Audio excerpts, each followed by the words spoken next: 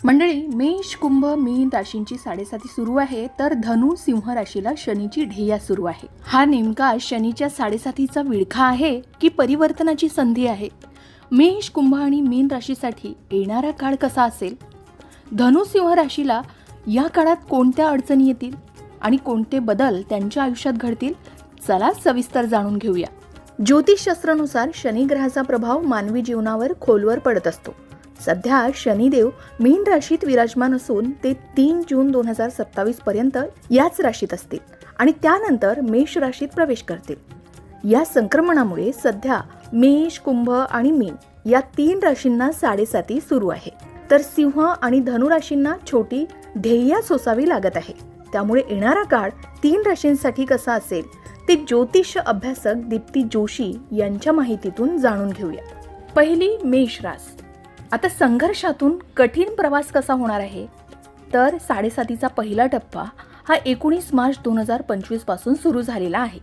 मेष राशीच्या लोकांसाठी साडेसातीची ही केवळ सुरुवात आहे. हा काळ तुमच्यासाठी संयमाची परीक्षा घेणारा ठरेल. या काळात खर्च वाढणं, निद्रानाश आणि मानसिक ताण नक्की जाणवेल. एकटेपणा तर जाणवेलच. आता करिअर आणि आर्थिक स्थितीबद्दल बोलायचं झालं तर नोकरी बदलताना हातात लेखी कागदपत्र असल्याशिवाय जुना राजीनामा देऊ नये. गुंतवणुकीत मोठी जोखीम सुद्धा घेऊ नये.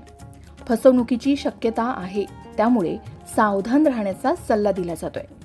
सरकारी कर्मचाऱ्यांनी तर भ्रष्टाचारापासून लांबच राहावं, नाहीतर न्यायालयीन कटकटी मागे लागू शकतात.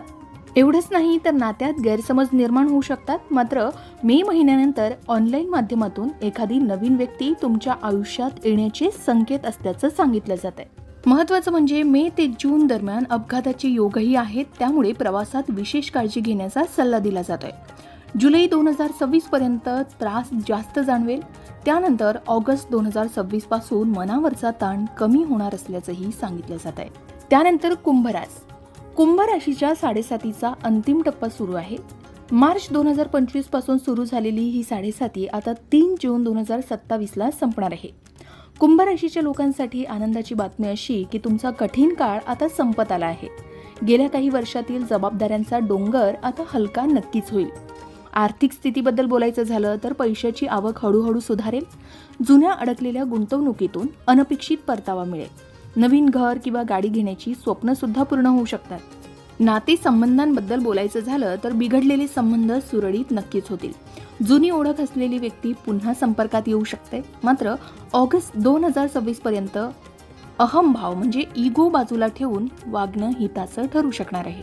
यश आणि